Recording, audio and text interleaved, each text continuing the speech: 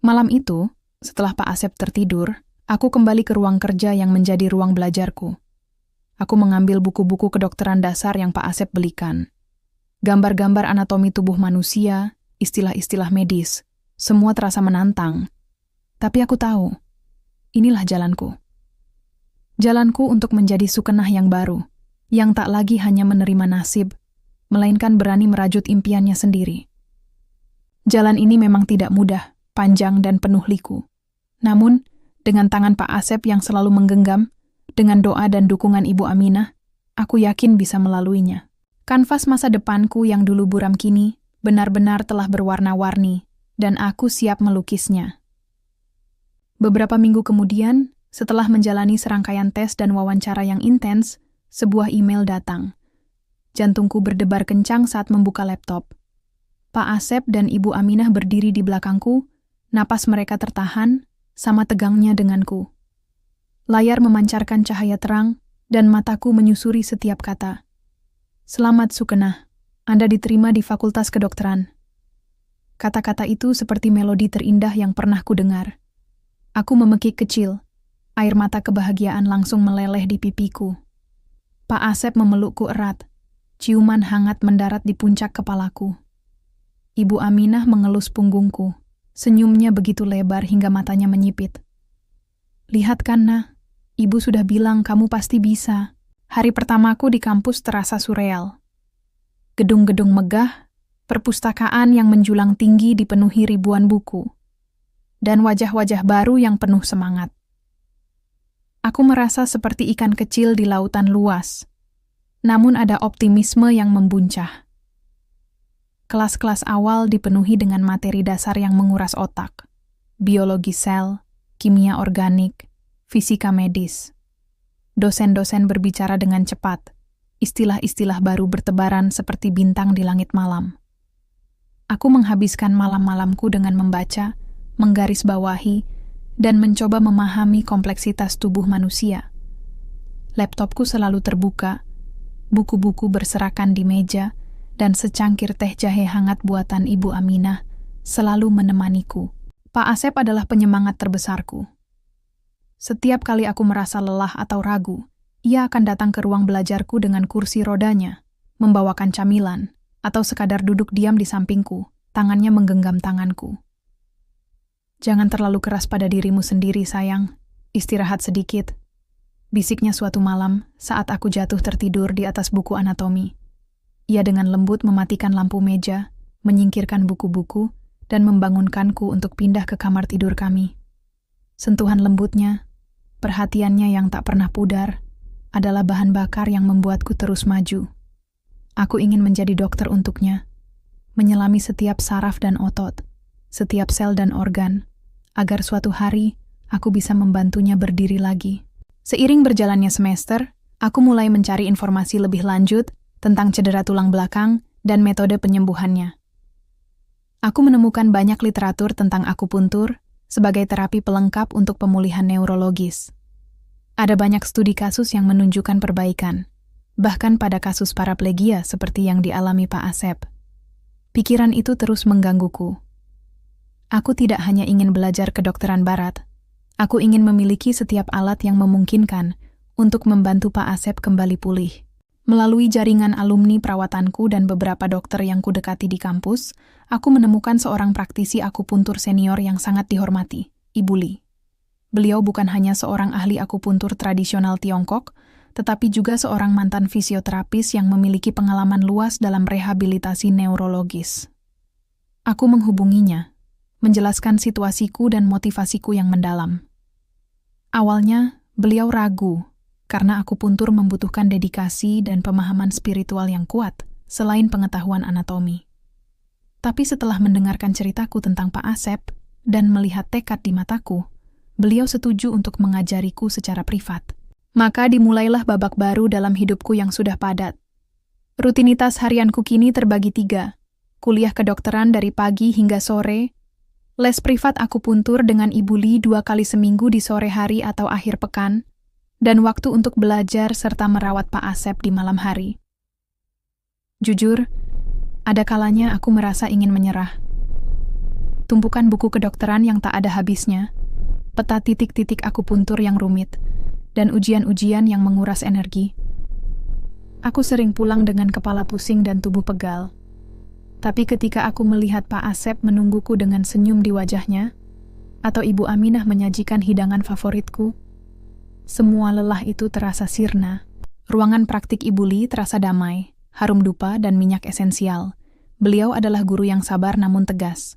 Aku belajar anatomi dari perspektif yang berbeda, memahami jalur energi Qi, meridian, dan fungsi setiap titik akupuntur. Aku belajar teknik steril, cara memegang jarum, kedalaman tusukan yang tepat, dan bagaimana merasakan respons tubuh pasien.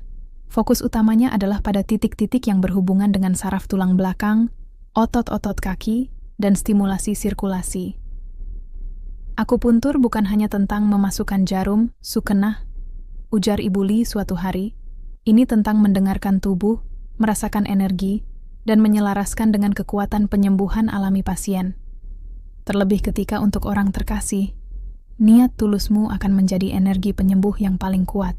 Setelah beberapa bulan belajar intensif, didampingi praktik pada manekin dan kemudian pada sukarelawan di bawah pengawasan ketat Ibu Li, akhirnya tiba saatnya untuk mencoba pada Pak Asep. Jantungku berdegup kencang. Meskipun aku telah belajar banyak, melakukan ini pada suamiku sendiri adalah hal yang berbeda.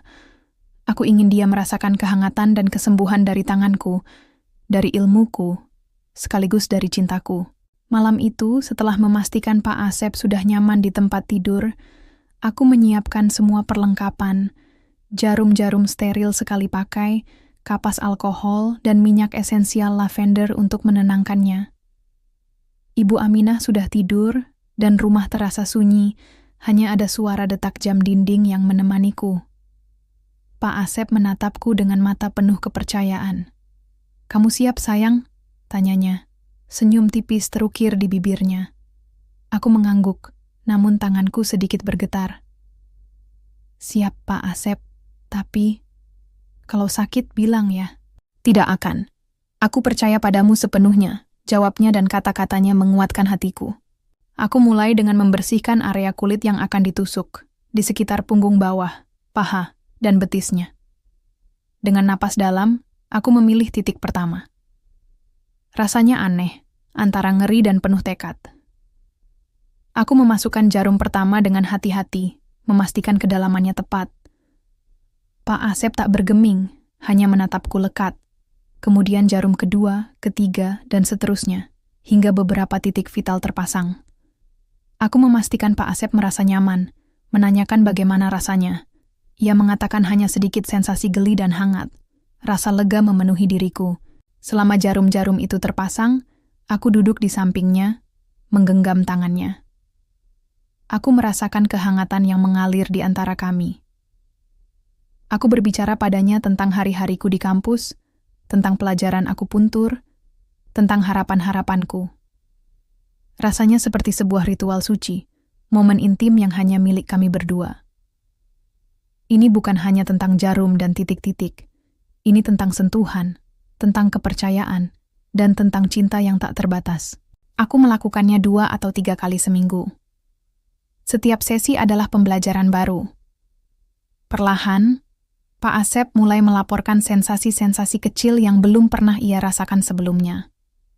Sedikit rasa geli di ujung jari kakinya, kehangatan yang menjalar di betisnya, bahkan kadang-kadang kedutan halus di otot-otot mati. Itu adalah tanda-tanda kecil, namun bagi kami, itu adalah keajaiban. Cahaya harapan kembali bersinar lebih terang. Ia mulai mencoba menggerakkan jari-jarinya, dan meskipun gerakannya masih sangat minim, bagi kami itu adalah sebuah kemenangan besar. Aku teringat kata-kata Ibu Aminah bahwa aku tidak sendirian. Kini, aku menyadari kami bertiga, ditambah ilmu yang kuperoleh, sedang berjuang bersama. Malam-malam setelah sesi akupuntur, seringkali kami habiskan dengan bercerita. Pak Asep akan bercerita tentang masa mudanya, tentang mimpinya sebelum kecelakaan, dan tentang bagaimana aku telah membawa kembali harapan itu. Aku akan menceritakan bagaimana setiap mata kuliah di kampus kini terasa terhubung dengan kondisinya. Bagaimana aku melihatnya dalam setiap gambar anatomi, dalam setiap penjelasan profesor. Hubungan kami semakin dalam, semakin kuat. Aku tidak hanya menjadi istrinya, aku juga menjadi perawatnya, muridnya, dan kini, aku sedang dalam perjalanan untuk menjadi dokter pribadinya. Perjalanan ini memang masih panjang. Aku tahu tidak ada jaminan Pak Asep akan sembuh total. Namun, setiap kemajuan kecil, setiap senyumnya yang penuh harapan, adalah bukti bahwa usahaku tidak sia-sia. Aku bukan lagi Sukenah yang ketakutan, yang pasrah pada nasib. Aku adalah Sukenah yang berani bermimpi, yang berani berjuang, dengan ilmu di tangan dan cinta di hati. Dan setiap kali aku melihat Pak Asep mencoba menggerakkan kakinya, betapapun sulitnya, aku tahu, kanvas masa depanku yang dulu buram kini, benar-benar telah berwarna-warni. Dan aku siap melukisnya dengan setiap sentuhan jarum, setiap lembar ilmu, dan setiap helaan napas cinta. Semua ini untukmu, Pak Asep. Untuk kebahagiaan kita. Seiring berjalannya waktu, kemajuan Pak Asep, meskipun lambat, adalah dorongan terbesar bagiku. Ia tidak hanya mendapatkan kembali sensasi pada kakinya, tetapi juga semangat hidupnya. Senyumnya lebih sering hadir, matanya memancarkan cahaya yang lebih cerah. Suatu sore, saat aku sedang membantunya duduk di kursi roda setelah sesi akupuntur, sebuah ide muncul di benakku, secerah bola lampu di atas kepala. Pak Asep, kataku lembut, sambil merapikan selimut di pangkuannya. Aku perhatikan, Bapak punya banyak cerita, banyak pengalaman berharga yang Bapak lewati. Dari sebelum kecelakaan, masa sulit setelahnya, sampai sekarang kita berjuang bersama.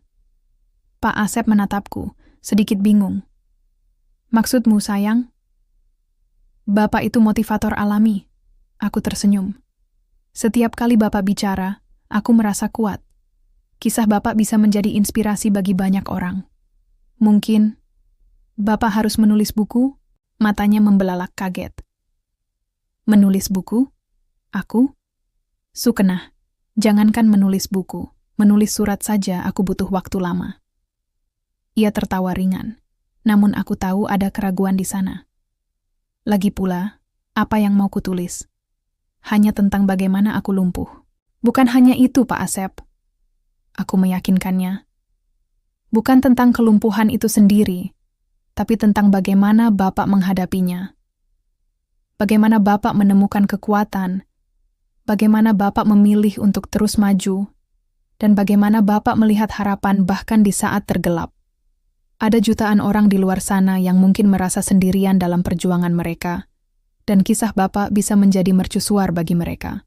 Aku melihatnya berpikir, tatapannya menerawang. Aku tahu ini adalah ide yang besar, mungkin terlalu besar untuk langsung diterima.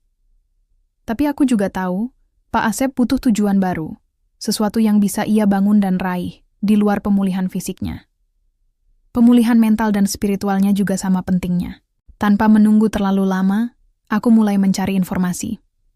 Di sela-sela waktu istirahat di kampus dan setelah les akupuntur, aku surfing internet, mencari komunitas penulis, sesi pelatihan motivasi, dan bahkan kursus menulis daring yang bisa diakses dari rumah. Aku bahkan sempat bertanya kepada beberapa senior di kampus yang mengambil mata kuliah psikologi, tentang bagaimana seseorang bisa mengembangkan diri menjadi seorang motivator. Aku menemukan beberapa webinar dan kelas menulis kreatif yang khusus ditujukan untuk pemula, termasuk mereka yang memiliki keterbatasan fisik. Malamnya, aku kembali dengan setumpuk tautan dan informasi. Lihat ini, Pak Asep. Ada kursus menulis daring yang diajarkan oleh seorang penulis terkenal, dan ada juga forum diskusi motivator di mana Bapak bisa berbagi pengalaman dan belajar dari orang lain. Pak Asep masih ragu, tapi matanya menunjukkan sedikit ketertarikan. Aku tidak tahu harus mulai dari mana, Sukenah. Aku bahkan tidak tahu bagaimana struktur sebuah buku. Itu gunanya ada kursus ini, Pak Asep. Aku menjawab penuh semangat, menggenggam tangannya. Bapak tidak perlu khawatir tentang tekniknya dulu. Yang penting adalah ceritanya, pesannya. Aku akan bantu Bapak. Kita bisa melakukannya bersama. Dengan desakan lembut dariku dan dukungan tak tergoyahkan dari Ibu Aminah yang langsung setuju, Pak Asep akhirnya menyerah dan setuju untuk mencobanya. Baiklah, Sukenah, demi kamu. Tapi kalau tidak ada yang baca, Jangan salahkan aku ya, candanya. Maka, semesta kami kembali meluas. Selain kuliah kedokteran dan les akupuntur, kini ada proyek buku Pak Asep. Awalnya, ia memang kesulitan. Beberapa kali aku menemukannya menatap layar laptop kosong dengan putus asa. Kata-kata terasa berat untuk keluar. Aku sering harus duduk di sampingnya, membimbingnya untuk mulai dengan hal-hal kecil. Kenangan masa kecil, momen-momen penting dalam hidupnya. Perasaannya saat kecelakaan terjadi, dan bagaimana ia melalui setiap tahapan penyembuhan. Jangan pikirkan tentang buku dulu, Pak Asep, saranku suatu malam. Anggap saja Bapak sedang bercerita padaku, seperti yang biasa kita lakukan. Tuliskan saja apa yang ada di hati Bapak. Perlahan, kata demi kata, kalimat demi kalimat, mulai terbentuk. Karena keterbatasannya, Pak Asep menggunakan perangkat lunak pengenal suara untuk mendiktekan sebagian besar tulisannya. Aku akan menyuntingnya nanti, membantu merangkai kalimat agar lebih mengalir. Ia mulai menulis tentang rasa sakit, kemarahan, keputusasaan, dan pada akhirnya, tentang penerimaan dan harapan. Ia menulis tentang Ibu Aminah yang tak pernah lelah merawatnya, tentang ketabahan ibunya, dan tentu saja, tentang aku, Sukena, yang dengan segala caraku mencoba membimbingnya kembali ke kehidupan. Aku tidak pernah bayangkan akan ada begitu banyak hal yang bisa kutulis, katanya suatu hari. Matanya berkaca-kaca setelah menyelesaikan satu bab. Rasanya seperti mengeluarkan beban yang selama ini kupendam. Sesi penulisan itu menjadi bagian dari terapi pribadinya. Ini memberinya suara, melampaui keterbatasan fisiknya. Kadang, dia akan membaca bagian-bagian yang baru ditulisnya kepadaku, dan mataku akan basah mendengar kata-kata tulus yang keluar dari hatinya. Kekuatan di balik penderitaannya, kebijaksanaan yang terbentuk dari kesabarannya, semuanya terpampang jelas dalam setiap kalimat. Aku pun mulai melihat koneksi antara pelajaranku di Fakultas Kedokteran dengan proyeknya ini. Saat aku belajar tentang psikologi kesehatan, aku memahami lebih dalam bagaimana pikiran positif dan tujuan hidup bisa memengaruhi proses penyembuhan fisik. Saat aku belajar tentang neurologi, aku berpikir tentang bagaimana otak Pak Asep bekerja, bagaimana ia memproses emosi dan kenangan yang ia ubah menjadi tulisan. Ilmu yang aku dapatkan tidak hanya untuk menyembuhkan tubuhnya, tapi juga untuk mendukung jiwanya. Bukan hanya menulis, ia juga mulai mengikuti beberapa sesi online untuk menjadi motivator yang aku temukan untuknya. Awalnya ia hanya menjadi pendengar, namun perlahan ia mulai berani berbagi. Suaranya yang tenang namun penuh wibawa, kisahnya yang menyentuh, mulai menarik perhatian. Aku ingat suatu kali, ia bercerita tentang bagaimana harapan itu bukan sesuatu yang diberikan, tapi sesuatu yang harus dipilih setiap hari. Aku mendengarkan dari balik pintu, air mata haru menetes. Suamiku, yang dulu merasa dunianya hancur, kini menjadi pembawa harapan bagi orang lain. Rumah kami, yang dulu sunyi dan kadang terasa berat oleh beban penyakit, kini dipenuhi dengan suara ketikan laptop, rekaman suara Pak Asep yang sedang mendikte, dan terkadang suara tawanya saat ia berhasil merangkai kalimat yang indah. Ibu Aminah adalah pendengar pertamanya, kritik pertamanya, dan pendukung setianya. Ia akan membawakan camilan, teh hangat, dan kadang hanya duduk diam, mengangguk bangga saat Pak Asep berbagi ide-idenya. Perjalanan Pak Asep sebagai penulis dan motivator berjalan paralel dengan perjalananku di kedokteran. Kami berdua adalah murid, belajar hal-hal baru setiap hari, saling mendukung dan menguatkan. Aku menyadari bahwa kesembuhan tidak selalu berarti kembali ke keadaan semula, tetapi menemukan cara baru untuk hidup, untuk bermakna. Meskipun buku itu belum selesai, dan ia baru mulai berani tampil di forum-forum daring kecil, dampaknya pada dirinya sangat besar. Ia memiliki tujuan baru, semangat baru.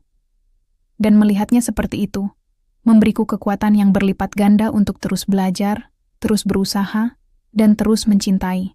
Meskipun buku itu belum selesai, dan ia baru mulai berani tampil di forum-forum daring kecil, dampaknya pada dirinya sangat besar.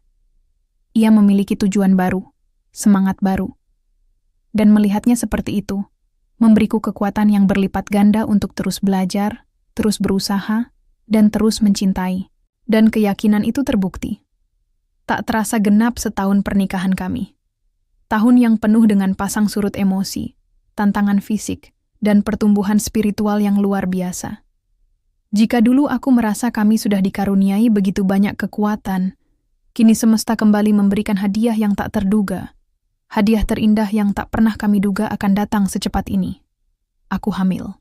Air mata haru membanjiri pipiku saat garis kedua itu muncul, samar tapi pasti, di alat tes kehamilan. Tanganku gemetar, jantungku berdegup kencang. Ini bukan hanya buah cinta kami, tapi juga buah dari upaya tak kenal lelah, doa-doa yang tak putus, dan, ya, keberhasilan dari kursus akupuntur yang kutekuni selama ini.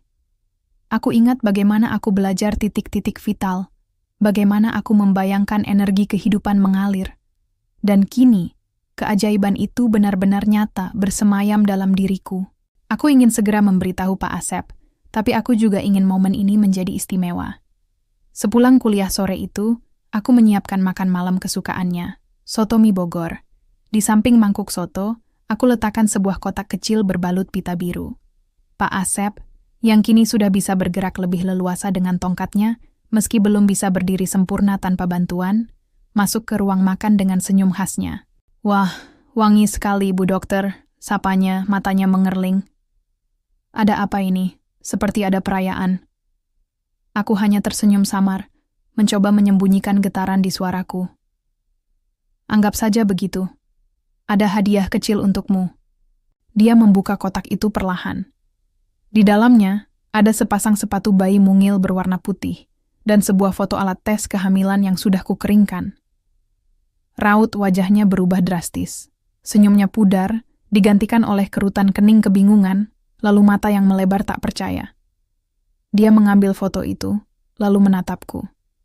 Ini sungguhan?" Suaranya serak, nyaris tak terdengar. Aku mengangguk, air mata akhirnya tumpah lagi. "Kita akan punya bayi, Pak Asep." Hening sejenak. Lalu, Pak Asep meletakkan kotak itu di meja, tangannya meraih tanganku dengan gemetar. Mata kami bertemu. Aku melihat genangan air mata di matanya, air mata kebahagiaan yang sama seperti yang membanjiri pipiku. Dia menarikku ke dalam pelukannya, memelukku erat, seolah tak ingin melepasku. "Allahu Akbar," bisiknya di telingaku, suaranya penuh rasa syukur. Ini adalah keajaiban, hadiah terindah darinya. Laksana Ibrahim yang mulia, kelahiran Ismail itu ditunda hingga menjelang usia senja. Aku merasakan bahunya bergetar. Baginya, ini bukan hanya tentang memiliki keturunan, tapi juga tentang pembuktian bahwa hidup selalu menawarkan kemungkinan baru, bahkan setelah ia mengira semua pintunya tertutup. Sebagai seorang lelaki, yang selama ini mungkin merasa ada bagian dari dirinya yang kurang karena keterbatasan fisiknya, kini ia akan menjadi seorang ayah. Kebanggaan dan kebahagiaan itu terpancar jelas dari setiap pori-porinya. Sejak saat itu, rumah kami seolah memiliki denyutan kehidupan yang berbeda. Obrolan kami kini dipenuhi dengan nama-nama bayi, warna kamar, dan semua persiapan menyambut anggota keluarga baru. Pak Asep, meskipun belum bisa berdiri sempurna, kesehatannya terus meningkat. Mungkin kebahagiaan dan tujuan hidup baru inilah yang menjadi obat paling mujarab. Dia lebih sering tertawa. Wajahnya terlihat lebih segar, energinya seolah berlipat ganda. Peningkatan semangat ini juga tercermin dalam kariernya. Sebagai motivator, ia mulai sering diundang. Awalnya hanya forum-forum kecil daring, namun perlahan ia mulai mengisi webinar yang lebih besar, bahkan menjadi narasumber di beberapa podcast kesehatan dan inspirasi. Kisahnya tentang memilih harapan setiap hari, resonansinya semakin kuat. Orang-orang tertarik pada perjalanan hidupnya yang inspiratif, pada ketenangan dalam suaranya yang menyimpan badai penderitaan yang telah ia taklukkan. Dan proyek bukunya?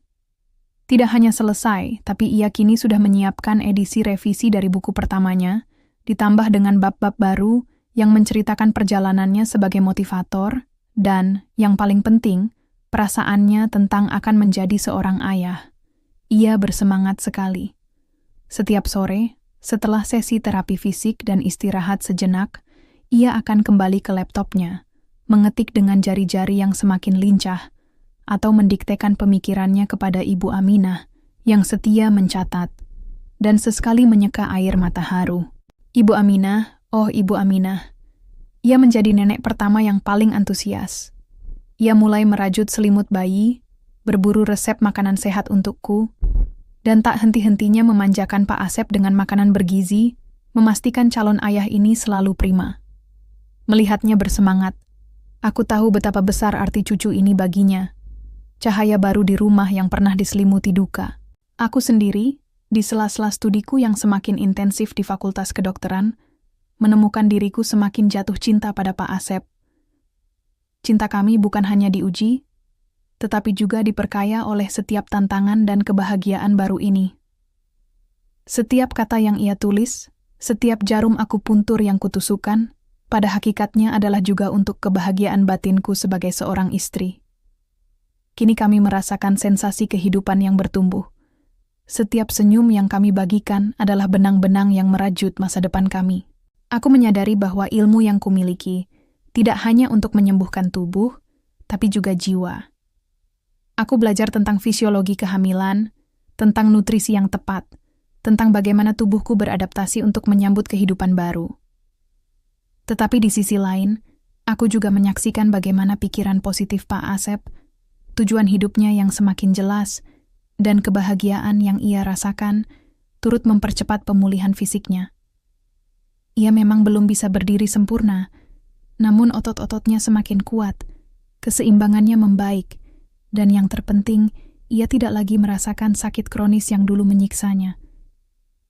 Ia bahkan sudah bisa melakukan beberapa latihan ringan dengan bantuan tongkat, sesuatu yang dulu terasa mustahil.